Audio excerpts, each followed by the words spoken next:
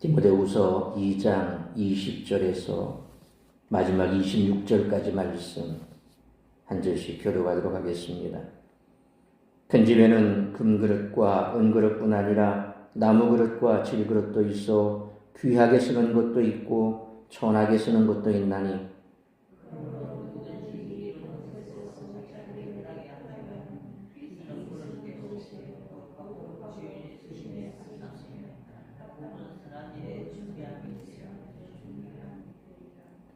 또한 너는 청년의 정욕을 피하고 주를 깨끗한 마음으로 부르는 자들과 함께 의와 믿음과 사랑과 화평을 따르라.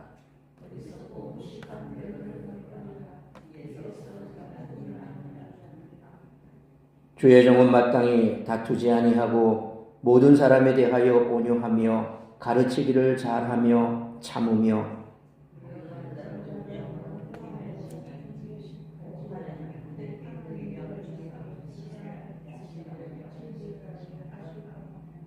26절 같이 읽습니다.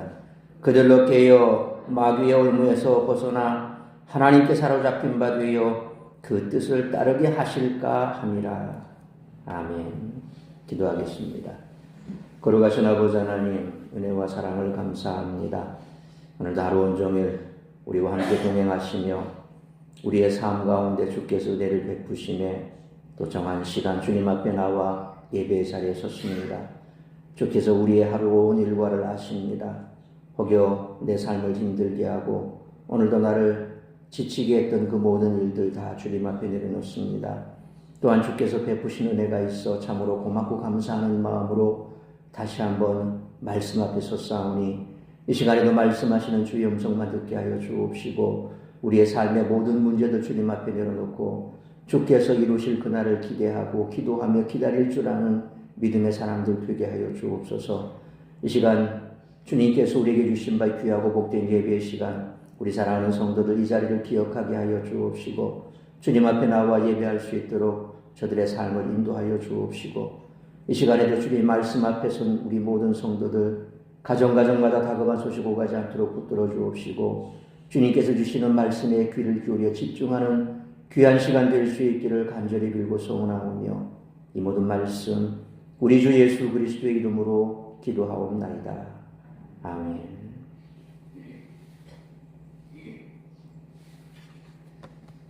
오늘 본문에서 바울은 우리가 앞에 살펴본 압달락에서 시작한 디모데를 향한 실제적 권명을 계속해서 이어가고 있습니다. 바울은 오늘 본문에서 큰 집에서 사용되는 다양한 그릇들을 은유로 사용하고 있습니다. 바울은 이 비유에서 다양한 그릇의 종류를 주목하고 있습니다. 금그릇과 은그릇, 또 나무그릇과 질그릇입니다. 이 비유를 통해 바울은 디모데가 주인이 귀하게 쓰시는 깨끗한 그릇과 같이 복음을 위해 귀중하게 사용되기를 소망하는 것입니다. 21절 말씀처럼 그릇의 용도에서 바울은 준비함을 중요한 요건으로 말씀하고 있습니다. 이 준비함을 말씀하면서 바울은 복음을 위해 디모데가 무엇을 힘써야 하는지를 가르칩니다. 복음을 위한 사역들은 많은데 하나님의 귀한 그릇으로 쓰임받기를 소망하기 위해서 깨끗한 그릇과 같이 복음을 위해 귀중하게 사용되기를 바울은 디모데에게 간절히 바라며 권면하고 있습니다. 21절 말씀처럼 이처럼 준비함을 얘기하고 있습니다. 이 준비함을 우리가 오늘 본문을 통해서 과연 어떻게 우리의 삶도 준비해야 될지를 기억해야 될 필요가 있습니다. 이를 위한 바울의 권면은 부정적인 명령과 긍정적인 명령 두 가지로 설명을 하고 있습니다. 바울은 디모데가 청년의 정욕을 피하라 그랬습니다. 이것은 부정적인 명령입니다. 의와 믿음과 사랑과 화평을 따르라 그랬습니다. 이것은 긍정적인 명령이라고 볼 수 있습니다. 바울이 여기서 경계하는 청년의 정욕은 자칫 빠지기 쉬운 젊은이의 욕심으로 잘못된 열망에서 나오는 여러 가지 실책을 의미한다고 할 것입니다. 이와 같은 청년의 정욕은 23절에서 어리석고 무식한 변론을 버리라 하는 바울의 명령에 빠르게 이어지고 있습니다. 바울은 23절 이하에서 다른 말을 하려는 것이 아니라 거짓 가르침과 이를 가르치는 거짓 교사들에 대해 어떻게 대응해야 하는지를 가르치고 있는 것입니다.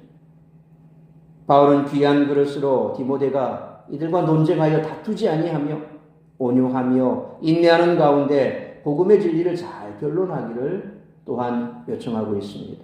다투지 아니하며 온유함 가운데 잘 가르치고 변증하는 디모데의 사역은 깨끗한 그릇같이 귀중하게 사용되는 주의 종들의 모습을 잘 볼 수 있다고 할 것입니다. 이처럼 디모데는 에베소 교회 안에서 일어나는 많은 어려움을 눈앞에 두고 있는 그런 상황입니다. 이런 그를 향해 바울은 하나님이 교회를 세우셨다는 사실을 선포를 했습니다. 그리고 디모데가 어떤 신앙을 가져야 하는지 권면을 계속해서 이어가고 있습니다. 따라서 이와 같은 오늘 본문의 말씀을 통해서 우리들이 깨달아야 할 것은 첫째로 20절로 22절 말씀처럼 주님께서 귀하게 쓰시는 깨끗한 그릇이 되어야 한다는 것입니다. 우리가 앞에 살펴본 14절로 19절은 디모데로 하여금 올바른 말씀의 사역자로 헌신하라, 그런 당부와 더불어 이단 사설에 대해 경계하라는 내용으로 기록하고 있습니다. 이제 이어서 오늘 본문 20절로 26절은 계속적으로 복음 사역자가 갖추어야 할 덕목에 대한 내용으로 성결과 온유에 대해서 권면하고 있습니다. 사도 바울은 20절부터 실제적 권면을 디모데에게 주고 있습니다. 그 시작점에서 바울은 큰 집에서 사용되는 다양한 그릇들의 종류를 나열합니다. 금그릇, 은그릇, 나무그릇과 질그릇을 언급하면서 귀한 그릇과 천한 그릇을 구분하고 있습니다. 귀한 그릇은 금그릇과 은그릇을 뜻하고 나무그릇과 질그릇은 천한 그릇으로 분류가 됩니다. 바울이 다양한 그릇을 예로 들어 권면하는 이유는 자기를 정결케 지키는 경건한 삶을 독려하기 위한 것입니다. 그런데 바울이 여기서 언급한 큰 집이라고 되어 있는 메갈레데 오이키아라고 하는 말이 함축하는 의미는 과연 뭘까요? 20절이 사역자들의 모습을 비유로 나타내고 있다는 점에서 실제적인 하나님의 교회를 지칭하고 있다는 거죠. 하나님의 견고한 터인 교회는 다양한 사역자들이 존재하는데 그들 가운데는 금그릇과 은그릇에 비견될 만한 이들이 있는가 하면 또한 나무그릇과 질그릇에 비견될 만한 이들도 있다라는 그런 의미입니다. 그렇다면 여기서 언급된 귀히 쓰는 그릇과 천히 쓰는 그릇이란 과연 무엇을 의미하는 것일까요? 이것은 단지 귀함과 천함이라는 상대적 차이를 언급하는 것입니다. 다시 말해서 바울은 경계시킬 수 없는 절대적 가치, 곧 금, 은, 나무, 흙 등 어떤 재질의 그릇으로 만들어졌는가에 초점을 맞추고 있는 것이 아니라 상황에 따라서 얼마든지 변화 가능한 상대적인 차이, 곧 정결 요구에 따른 그릇의 사용 용도에 초점을 맞추고 있다는 것입니다. 귀한 그릇으로 사용되느냐, 천한 그릇으로 사용되느냐는 그릇의 정결 여부에 달려 있습니다. 금그릇이라고 귀하게 쓰이고 질그릇이라고 나무그릇이라고 천하게 쓰이고 그런 것이 아닙니다. 한번 생각해 보십시오. 번쩍번쩍 빛나는 금그릇을 잘 닦아놓으면 정말 귀하게 씁니다. 그런데 그렇게 잘 관리하면 번쩍번쩍 빛이 나고 아주 귀한 가치가 있는데 오물투성이에다가 그리고 아주 더러운 것들로 덕지덕지 붙어 있다고 생각해 보십시오. 그 상태로 해서 어디 쓸 수가 있겠습니까? 쓸 수가 없습니다. 그런데 나무 그릇이라고 해서 다 천하게 쓰느냐? 아닙니다. 늘 깨끗하게 닦고 잘 간수하고 그러면 만약 오물투성인 금그릇과 나무그릇을 두 개가 놨을 때 귀한 손님이 왔을 때 오물투성인 금그릇을 내겠습니까? 나무그릇을 내겠습니까? 나무그릇을 내는 거죠. 하나님이 쓰시는 데는 그런 거라는 거죠. 어떤 재질이냐에 따라서 귀하냐 천하냐를 따지는 것이 아니라 얼마만큼 그 그릇이 깨끗하게 잘 관리되어 있느냐라고 하는 것이 바로 중요하다는 것입니다. 따라서 바울은 이 말씀을 통해 디모데에게 금그릇이 되라고 하지 않고 귀히 쓰임받는 그릇이 되기 위해 자신을 정결히 하라고 교훈하고 있다는 것입니다. 이어서 바울은 가정문으로 21절을 시작하므로 부드럽고 완곡한 명령으로 전달하고 있습니다. 여기서 이런 것은 과연 무엇일까요? 먼저 바울은 16절에서 경계한 망령되고 헛된 말이나 논쟁을 의미한다라고 볼 수 있습니다. 그러니까 청년의 정욕과 무식한 변론 등 곧 이어질 지적사항으로 볼 수 있습니다. 근데 문맥상으로는 청년의 정욕보다는 또 뒤에 지적할 이런 것을 얘기했을 때 무식한 변론, 그러니까 그 뒤에 나올 그 말씀과 더 가깝다라고 볼 수 있습니다. 한편 바울은 21절에서 귀 쓰는 그릇의 세 가지 특징을 언급하고 있습니다. 첫째로 거룩하게 된다는 것입니다. 여기서 거룩하고라고 번역된 헬라어가 헤기아스메논입니다. 본래 거룩하게 하다라는 뜻을 지닌 하기야조라는 현재 완료 수동태 분사형입니다. 여기서 수동태가 사용된 이유는 엄밀한 의미에서 거룩하게 되는 것이 하나님의 역사에 의해서 가능하기 때문입니다. 그러니까 스스로 자발적으로 그렇게 거룩해지는 것이 아닙니다. 하나님께서 우리를 거룩하게 해주시는 겁니다. 그래서 수동태가 되는 겁니다. 실제적으로 우리 국문법에는 수동태는 없습니다. 영어에만 있죠. 수동태. 그러니까 누군가가 시켜서 그렇게 된다라는 거죠. 그러니까 자동적으로 하는 게 아닙니다. 어쨌거나 이 단어가 수동태라고 되어 있다는 것은 거룩하게 되는 것이 바로 스스로 거룩해지는 것이 아니라 하나님께서 우리를 거룩하게 해 주신다라고 하기 때문에 이런 수동태로 쓰였습니다. 또한 이 단어는 구별됨, 곧 성별되다라는 뜻으로도 성도가 세속과 분리되어 하나님께 속함을 의미하고 있다는 것입니다. 둘째로 주인의 쓰심에 합당하게 된다는 것입니다. 여기서 쓰심에 합당하며 라고 번역된 헬라어가 유크레스톤이라고 하는 말인데 잘, 좋은 그런 뜻을 지닌 유라는 단어와 이용하다라는 뜻을 지닌 크라우마이라고 하는 말의 합성어입니다. 그래서 자신을 깨끗하게 하는 그리스도인이 그의 주인 곧 예수 그리스도에서 쓰임받을 수 있다라는 그런 의미를 가지고 있습니다. 세 번째로 모든 선한 일에 준비된다라는 것입니다. 여기서 준비함이 되리라 라고 번역된 말이 헤토이마스메논이라는 말입니다. 준비되어 있는 상태를 뜻하는데 헤토마이조라는 현재 완료 수동태 분사형입니다. 주인의 사용을 위해서 만반의 준비가 되어 있다라는 그런 뜻입니다. 여기서 선한 일보다 선한 일을 위한 만반의 준비에 초점이 되어 있습니다. 그러니까 어떤 재질로 만들어진 그릇이냐 그것이 아니라 얼마나 깨끗한 그릇이냐가 중요한 것처럼 어떻게 내가 잘 준비되어 있느냐라고 하는 거죠. 그래서 잘 준비되어 있고 깨끗한 그릇, 그게 바로 주인의 쓰시기에 합당한 그릇이라는 것입니다. 내가 많이 배웠느냐, 똑똑하냐, 학벌이 좋으냐, 사회적으로 지위가 어떻게 되느냐, 하나님이 쓰시는 사람은 그런 사람이 아닙니다. 물론 세상적으로 보면 그런 사람들이 더 가능성은 높지요. 그렇습니다. 많이 배우고 좋은 지위에 있고 그래서 교회 안에서도 그런 사람들로부터 주목을 받는지도 모릅니다. 근데 사람은 그렇게 봅니다. 사람은 그럴 수 있습니다. 그러나 하나님의 관점은 그렇지가 않다는 겁니다. 하나님이 학벌을 따지겠습니까? 하나님의 사회적인 관계에 있어서 어떤 지위를 가졌냐 그거 따지겠습니까? 하나님께서 모든 것을 만드셨는데 그게 왜 필요하겠습니까? 하나님께서는 잘 준비되어 있고 어떤 일에든지 그가 만반의 대세를 갖추고 있는 자, 그러면 하나님이 들어 쓰신다는 겁니다. 하나님이 쓰시기에 합당한 곳에 쓰신다는 겁니다. 그래서 우리는 그런 마음을 가져야 됩니다. 항상 나는 이래서 안 돼, 저래서 안 돼, 내가 뭘 하겠어, 그런 것은 하나님 앞에 겸손이 아닙니다. 하나님 앞에는 하나님 부족하지만 하나님이 필요한데 들어 써주십시오.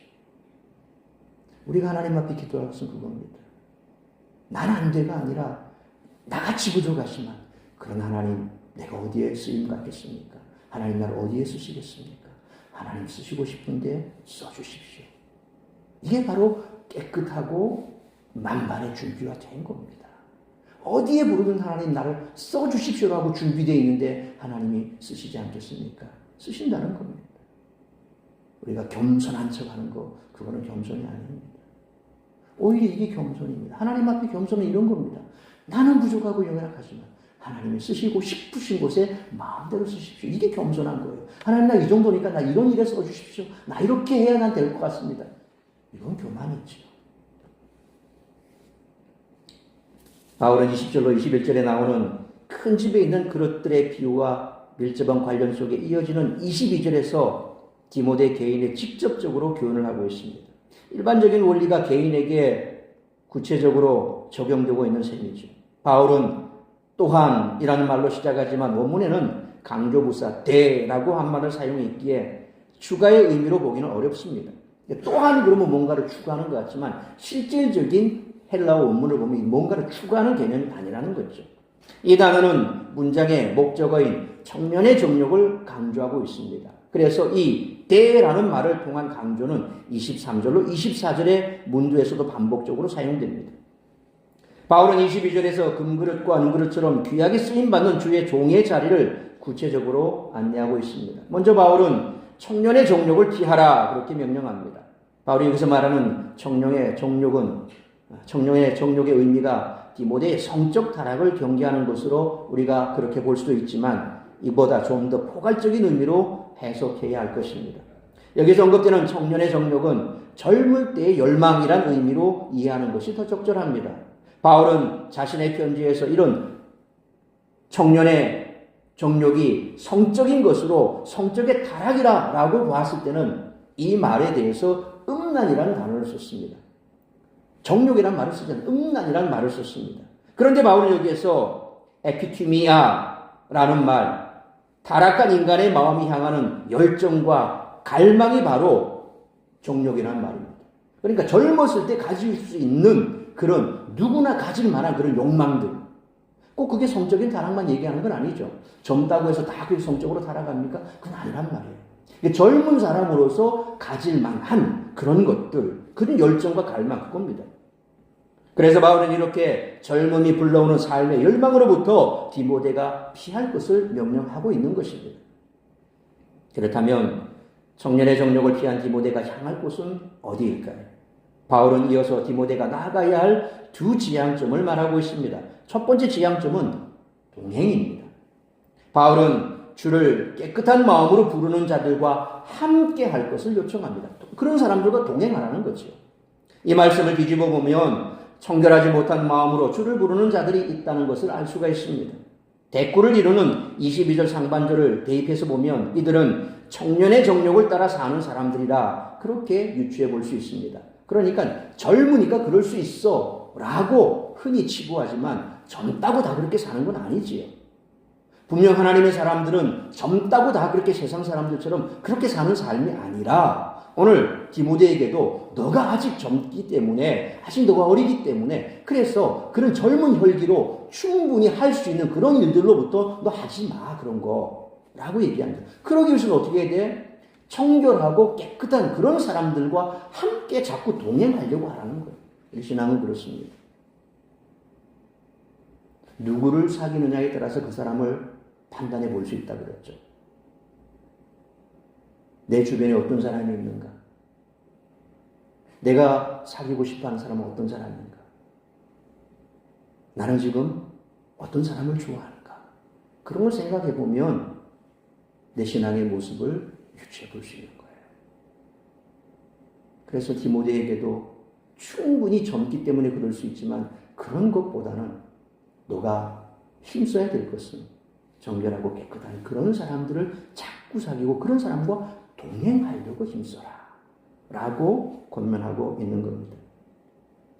두 번째 지향점은 의와 믿음과 사랑과 화평입니다. 이는 디모데가 동행자들과 함께 궁극적으로 지향해야 할 가치에 대해서 말씀하고 있습니다. 그런데 바울이 디모데가 추구해야 할 성결의 적극적 차원으로 제시하고 있는 의나 믿음 그리고 사랑과 화평은 모두 관계적 개념들로 디모데 혼자서 추구하고 습득되는 것이 아니라는 겁니다. 그러므로 그것은 주를 깨끗한 마음으로 부르는 자들과 함께 추구되어야 한다는 것이죠. 그래서 우리가 교회 안에서 성도들, 믿음 안의 사람들과 자꾸 가까이 지내라. 신앙생활 시작한 지 얼마 안 되는 분들은 어떨 때는 참 좋긴 좋은데 교인들 보면 답답해. 저도 젊었을 때 그런 마음을 가진 적이 있습니다. 참 교인들 보면 고리타분해. 그런 생각 제가 가진 적도 있습니다. 제 20대 시절에. 그런데 점점 신앙생활하고 또 교회 안에서 말씀에 파고들고 기도하고 예배하는 것이 점점 내 속에 깊이 뿌리를 내리니까 이제는 오히려 거꾸로 세상에 있는 사람들 보니까 같이 어울리기가 힘들어지는 거예요. 여러분들도 교회 안에서 함께 신앙생활하는 믿음의 동력들을 가까이 하셔야 됩니다. 그래서 여러분이 함께 신앙생활하는 그런 성도들 또 권사님, 집사님 또 그런 믿음의 동력들이 여러분 주변에 많으면 많을수록 여러분의 삶은 더 풍성해집니다. 세상 사람들로부터는 내가 어느 정도 조금은 거리를 둬야 되지만 그러나 교회 안에서는 정말 주님 다음으로 여러분의 신앙의 사람들을 가까이 하시고 함께 해야 됩니다. 왜? 그들로 하여금 내가 선한 영향을 끼칠 수 있고 그들도 나에게 선한 영향을 끼칠 수 있고 그래서 서로 주고받는 이 관계, 그래서 이런 믿음의 관계 속에서 오늘 바울이 디모데에게 얘기한 것처럼 이런 관계 속에서 의와 믿음과 사랑과 화평이 점점 더 강성해진다는 거죠. 또한 여기서 언급된 깨끗한 마음으로 주를 부르는 자라는 명백히 19절에 언급된 주 이름을 부르는 자마다 부위에서 떠날지어다 라는 그런 말씀과 결부된 것으로 신앙 고백과 삶이 일치하는 그런 그리스도인을 지칭함이 분명하다는 것입니다. 이처럼 바울은 집에서 사용하는 그릇들을 예를 들어서 디모데가 관심을 두어야 하는 덕목이 무엇인지를 강조하고 있습니다. 큰 집에는 매우 다양한 그릇이 있습니다. 그릇의 재질이 무엇이든지 주인이 쓰시기에 합당한 그릇의 조건은 단 하나입니다. 깨끗함입니다. 따라서 디모데가 주의를 기울여야 하는 것은 어떤 재질의 그릇이 될 것인가가 아니라 깨끗한 그릇이 되어야 한다는 것입니다. 바울은 구체적으로 깨끗한 삶의 모습을 제시합니다. 첫째로 청년의 정욕을 피하는 것이지요. 이는 젊은이들이 보편적으로 추구하는 그런 욕구라고 말했습니다. 성적 욕구, 쾌락, 권력, 소유에 대한 열망, 이와 같은 것들이 포함이 되겠습니다. 둘째로 주님을 깨끗한 마음으로 부르는 자들, 곧 신앙과 삶이 일치하는 진실한 자들과 함께 의와 믿음과 사랑과 화평을 따라야 한다는 겁니다. 하나님은 다양한 사람을 부르셨습니다. 각자의 재능이 다르며 생각과 형편이 다릅니다. 그런데 우리는 조건에 관심을 둘 때가 많습니다. 남들보다 더 많이 인정받고 싶어 합니다. 하지만 바울은 우리의 관심이 청년의 정욕이 아닌 깨끗하게 준비되는 일에 있어야 한다라고 가르칩니다. 만약 깨끗한 삶이 지속된다면 우리가 가진 재능이나 처한 환경에 상관없이 우리는 하나님이 귀히 쓰시는 그런 그릇들이 될 줄 믿습니다. 우리가 하나님께 쓰임받는지를 확인하는 기준은 우리의 관심이 깨끗한 삶에 있는지 여부입니다. 물론 이것이 완전한 의로움을 말하는 것은 결코 아닙니다. 다만 우리 안에 계시는 성령님이 이루어 가시는 성화의 모습이 보여야 한다는 것입니다. 그래서 성령의 9가지 열매, 그 성령의 9가지 열매가 계속해서 우리 속에서 조그마한 열매가 점점 커지고 없던 열매에 꽃이 피고 열매가 맺어지고 이런 성령의 9가지 열매가 풍성하게 열리면 더없이 좋겠죠. 그러나 항상 그런 것을 꿈꾸면서 내 속의 성령의 역사로 계속해서 이런 성령의 9가지 열매들이 연결어가고 더 풍성해지기를 갈망하는 그런 모습들을 상상해야 한다는 것입니다.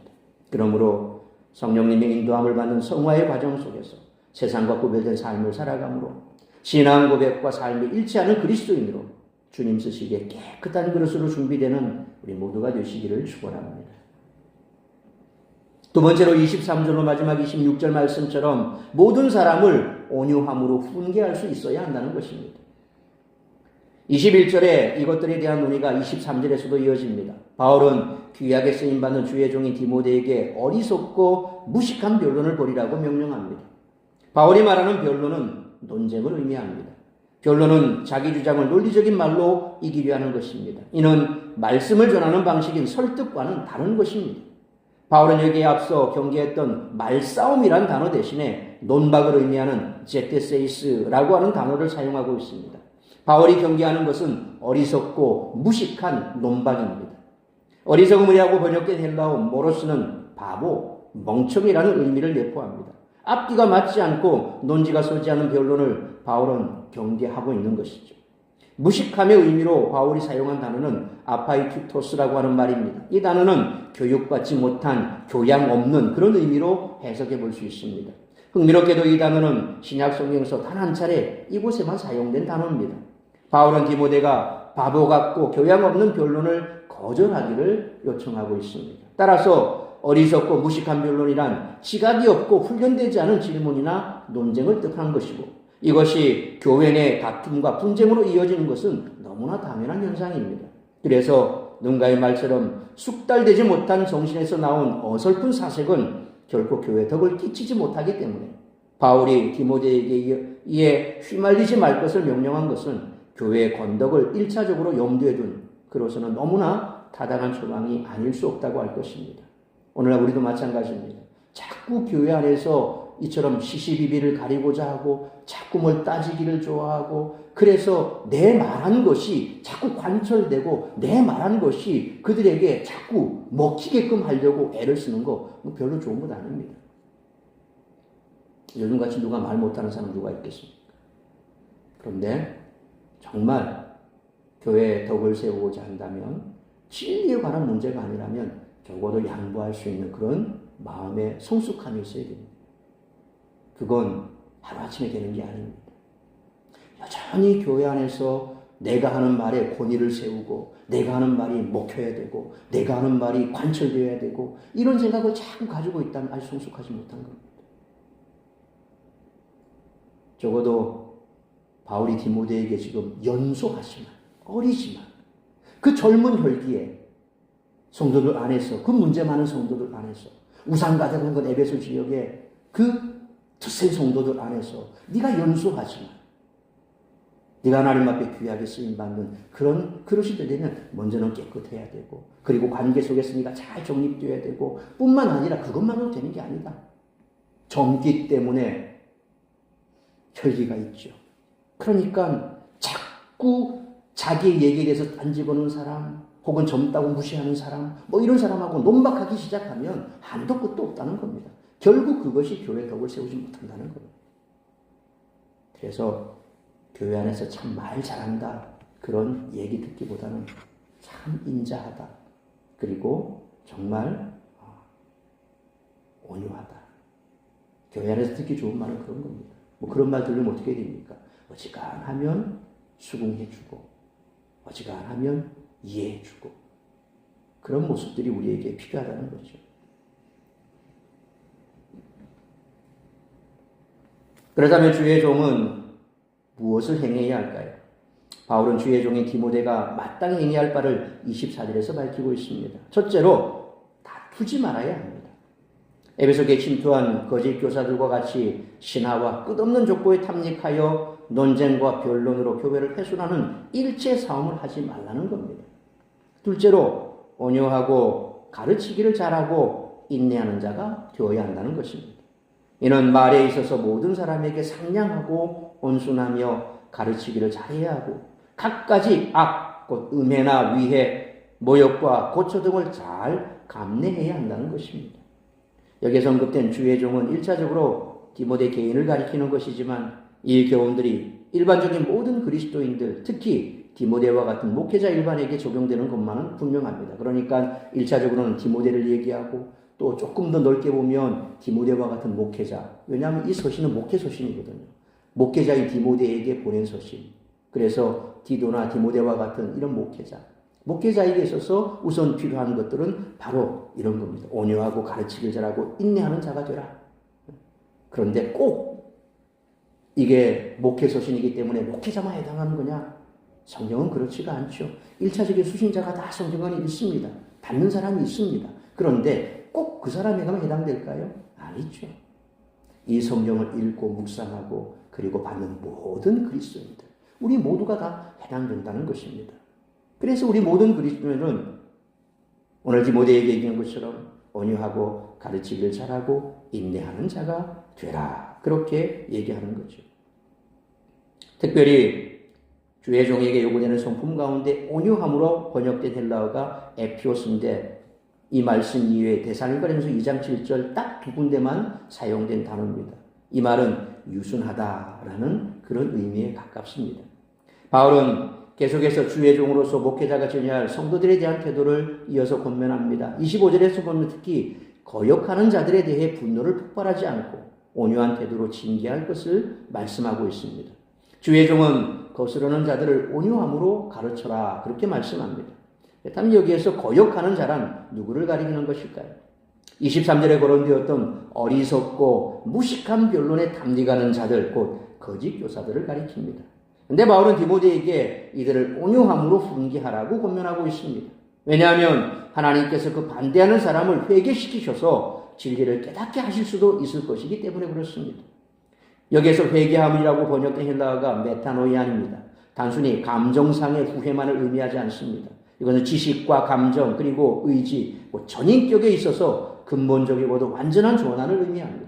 또한 진리를 알다라고 번역된 말은 에피그노스인 알레테이아스입니다. 곧 골로새서 1장 9절 하반절에 보니까 하나님의 뜻을 아는 것으로 채우게 하시고 라는 그 말과 같은 의미로 문자적으로는 진리에 대한 충만한 지식을 말하는 겁니다. 그럼에도 불구하고 25절에서 무엇보다도 주목해야 할 것은 반대하는 자들을 온유함으로 교훈하여 그들을 회개하고 진리로 알게 하더라도 그것조차 누가 하는 것입니까? 내가 하는 게 아닙니다. 하나님이 하신다는 겁니다. 그러니까 내가 단순하게 그들을 온유함으로 잘 대해주는 것은 그 이후에 하나님이 역사하셔서 그를 전인격적으로 변화시키셔서 하나님의 사람으로 바꿀 기회를 주는 겁니다. 여러분, 전도는 그런 겁니다. 내가 누군가의 영혼을 구하겠다. 내가 저 사람을 구원하겠다. 그런 의미가 아닙니다. 그에게 있어 우리는 단지 주님을 만날 수 있는 기회를 주는 겁니다. 전하지 않으면 어떻게 듣겠습니까?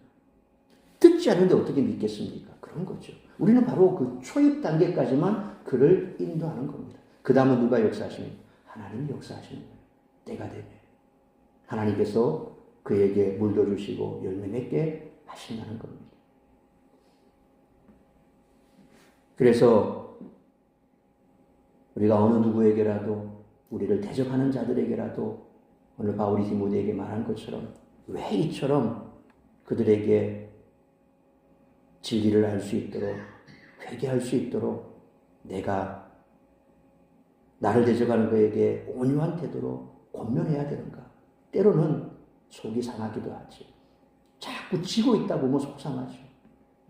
자꾸 듣고만 있으면 속상하죠.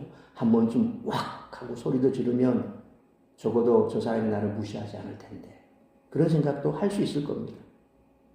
특히나 목회자의 경우는 더 합니다. 들으면 됩니다. 얘기하면 그 순간 내 입에서 뭔가 얘기가 나오는 순간 그때부터 그게 시비거리가 돼버리는 거예요. 그래서 참 목회자들이 오래 못 사는 경우도 목사님들이 새벽 강단에 억 하고 쓰러지는 이유도 자꾸 쌓다 보니까 이게 쌓이고 쌓여서 더 이상 터질 데가 없으니까 이쪽으로 터져버리는 거예요. 그게 목회자입니다. 그래서 정말 목회자를 여러분들이 소중하게 여기신다면 될 수 있으면 뒷목 잡을 일 좀 안 만들어 주시면 고마울 텐데 근데 참 그렇지가 않죠. 그래서 목회자의 훈련은 딴 것 없습니다. 그런 겁니다. 듣고 하나님 앞에서 내가 풀어내야 돼. 하나님 앞에서. 성도들 붙잡고 풀기 시작하면 교회 분열도 생기고 그리고 교회들 다 떠나갈 겁니다. 그래서 새벽마다 목사님들이 눈물로 기도하는 이유는 받은 상처가 많은데 그 상처를 다 쏟아부을 수가 없으니까 그걸 어디다 풉니까? 그냥 하나님 앞에 풉니다. 여러분도 마찬가지입니다. 사람 앞에 다 쏟기 시작하면 여러분은 속은 시원하고 뒤끝도 없다는 말 여러분 스스로 할지 모르겠지만 그건 결코 좋은 건 아닙니다. 내가 쏟아부은 거 누군가는 그것을 또 받습니다. 결국 누군가에게 또 상처가 되겠죠. 그러니까 오늘 디모데가 어린 디모데가 목회자로 있는 그 목회자를 어린 디모데를 바라보는 그 바울의 아버지 같은 바울의 마음이 어떻겠습니까? 110번 이해가 되죠. 젊은 혈기도 이해가 되고 그럼에도 불구하고 목회하는 목회자라는 그 입장이 있기 때문에 오늘 바울은 아버지의 마음으로 그에게 너를 대적하는 자라 할지라도 그의 영혼을 구원하기 위해서라도 너는 그를 잘 온유함으로 대해라. 그렇게 얘기하는 거죠. 온유함은 바른 진리 가운데 행하지 못하고 길을 잃고 방황하는 이들을 가르쳐 옳은 길로 인도하는데 특별히 아주 중요한 덕목입니다. 바울은 주의 종이 가르칠 때 다툼과 논쟁 없이 온유하게 가르치는 덕목을 중요하게 생각했습니다. 온유함이 없는 가르침은 거스르는 자들에게 반감을 불러일으키고 진리가 전달되는데 방해가 될 수 있습니다. 바울은 온유하게 진리를 전달하는 가운데 26절 말씀처럼 마귀의 온물에 보인 자들이 하나님이 주실지 모르는 회개의 기회를 잡을 수도 있음을 언급하고 있습니다. 온유한 훈계는 마귀의 올물에 걸린 자들을 벗어나게 한다는 것입니다. 여기서 벗어나다라는 뜻으로 번역된 헬라어가 아나네폰입니다. 이 아나네포라고 하는 말은 제정신으로 되돌아온다 그런 뜻입니다.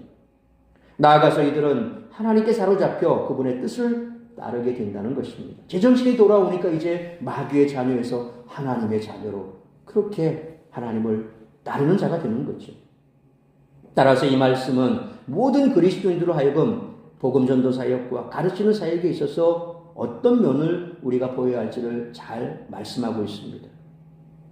무대 위에 있는 사람들과 관중 속에 있는 사람들에게는 보이지 않는 무대 뒤에서의 무서운 영적 전투를 생생하게 묘사하고 있는 그런 겁니다. 우리 이 땅은 보이지 않지만 영적 전투 현장입니다. 총과 칼을 들고 싸운다고 해서 전투 현장이 아닙니다. 우리가 살아가는 평화로운 시대 같지만 이 속에도 우리는 지금 영적 전투를 하고 있는 거죠.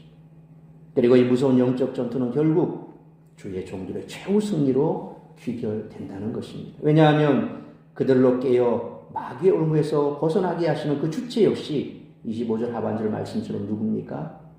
하나님이시라는 겁니다. 우리를 거룩하게 하시는 분도 하나님이시요. 우리를 대적하는 자들이 하나님의 자녀가 될 수 있도록 역사하시는 분도 하나님이시라는 겁니다. 그 일에 우리는 그저 잠깐 쓰일 뿐입니다. 바로 이와 같이 전능하신 하나님께서는 그의 종들을 통해 오고 오는 세대에 당신의 구원 역사를 당신이 기쁘신 뜻에 합당하게 이루어 가시는 줄 믿습니다. 이처럼 바울은 디모데가 어리석고 무식한 변론을 벌이기를 바랐습니다. 아무리 디모데 자신이 말씀에 대한 바른 지식을 가지고 있다 할지라도 어리석고 무식한 자들과 맞서 싸우다 보면 그 역시 어리석고 무식한 변론을 하게 되며 그러한 변론은 다툼으로 끝날 수밖에 없기 때문입니다. 특별히 여기서 변론은 이단적인 주장을 가리는 것으로 바울은 이단 변론을 버리라 그렇게 강조합니다. 아예 그들과 대화하는 자리를 피하라는 것입니다. 그러면 소모적이고 불필요한 다툼을 피할 수 있기 때문입니다. 특별히 하나님의 일을 감당하는 사람은 다투지 말아야 하며 모든 사람을 온유함으로 대하고 잘 가르치며 참을성이 있어야 합니다. 특별히 자기를 반대하는 사람에게 온유한 태도로 대하며 잘 가르쳐야 됩니다. 끝까지 그 사람을 하나님이 구원하시리라는 가능성을 붙잡고 기대하는 마음을 가지고 그들을 대해야 하는 것입니다. 그리스도의 종된 성도는 강한 자가 아니라 부드럽고 온유한 자가 되어야 합니다. 말로 싸우기를 즐기는 자가 되어서는 안 됩니다. 그러므로 영적 전투 현장 속에서 마귀의 올무에 걸린 자들이 하나님이 주실지 모르는 회개의 기회를 잡을 수 있도록 모든 사람을 온유함으로 대하고 온유한 훈계로 마귀의 올무에 걸린 자들을 벗어나게 하는 일에 귀하게 쓰임 받는 우리 모두가 되시기를 축원합니다. 사랑하는 성도 여러분, 믿음 안에서 세움받은 하나님의 나라의 일꾼은 스스로 성화의 길을 걸어가야 됩니다. 자신에 대한 깨끗함과 거룩함을 끝까지 포기해서는 안 됩니다. 또한 타인을 한없이 온유하고 인내함으로 대해야 합니다. 자신에게는 온유하고 관대하면서 타인에게 냉철하고 인색한 것은 결코 진실한 그리스도인의 모습이 아닙니다. 거룩함과 온유함, 이것이 바로 성도의 능력입니다. 그러므로 성령님의 인도함을 받는 성화의 과정 속에서 세상과 구별된 삶을 살아감으로 신앙 고백과 삶이 일치하는 그리스도인으로 주님 쓰시기에 깨끗한 그릇으로 준비되을 뿐만 아니라 이런 영적 전투 현장 속에서 마귀의 올무에 걸린 자들이 하나님이 주실 줄 모르는 회개의 기회를 잡을 수 있도록 모든 사람을 온유함으로 대하고 온유한 훈계로 마귀의 올무에 걸린 자들을 벗어나게 하는 일에 귀하게 쓰임받는 저와 여러분들 되시기를 주님의 이름으로 축원합니다. 기도하겠습니다. 들어가신 아버지 하나님, 은혜와 사랑을 감사합니다. 오늘 우리에게 주신 말씀처럼 우리가 이 땅 속에서 주님께서 주신 사명을 감당하는 사명자로 살아가기 위해서는 무엇보다도 우리가 주님께서 기뻐하시는 모습으로 변화되어야 할 줄 믿습니다. 늘 성령의 인도하심을 쫓아서 우리가 성화의 과정을 걸어가며 이 영적 전투 현장 속에서 우리가 대적하는 그 모든 사람들이 우리의 대적자이기는 하나 그럼에도 불구하고 우리가 또 구원해야 될 대상이기도 합니다. 그러므로 그들을 주께로 인도하기 위해서는 그들이 우리를 대적한다 할지라도 온유함으로 겸손함으로 사랑으로 그들을 진리로 잘 인도해야 할 줄 믿습니다. 그러기 위해서는 일체 인내하고 견디고 참아야 할 것입니다. 우리가 그들을 이처럼 사랑으로 인내하고 참고 하나님 앞에 기도하며 그들을 주님 손에 올려드릴 때에 때가 되면 하나님께서 그들의 영혼을 구원해 주실 줄로 믿습니다. 그러므로 우리가 맡은 이 영혼 구원의 사명을 감당하기 위해서 또 교회 안에서 하나님 나라와 복음을 위해 주님께서 덕을 세우라 말씀하신 그 뜻을 이루기 위해서는 무엇보다도 우리 스스로 정결하고 그리고 서로 믿음의 동력들과 함께 아름다운 동행을 이루며 하나님이 기뻐하시는 의와 화평의 자리를 계속해서 만들어가야 할 것이고 그런 성도들로 가득한 교회가 될 때 주님께서 기뻐하시는 교회가 영혼 구원의 놀라운 일에 쓰임받는 교회 성도가 될 줄 믿습니다. 우리 모두가 그런 일에 한마음이 되고 그래서 날마다 믿는 자의 수가 더해가며 주님 나라가 확장되는 일에 아름답게 쓰임받는 우리 교회와 성도님들 될 수 있기를 간절히 빌고 소원하오며 이 모든 말씀 우리 주 예수 그리스도의 이름으로 기도하옵나이다. 아멘.